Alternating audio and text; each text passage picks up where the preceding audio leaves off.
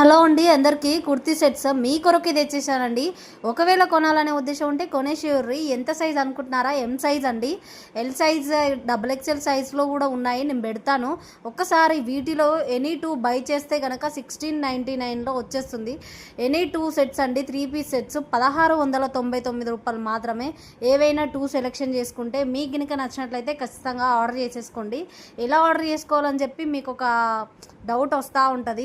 Screen మీద ఉన్నటువంటి నెంబర్కి స్క్రీన్ షాట్ తీసి నాకు పెట్టుర్రే, ఆర్డర్ ఇట్లా ప్లేస్ చేసేసుకోండి.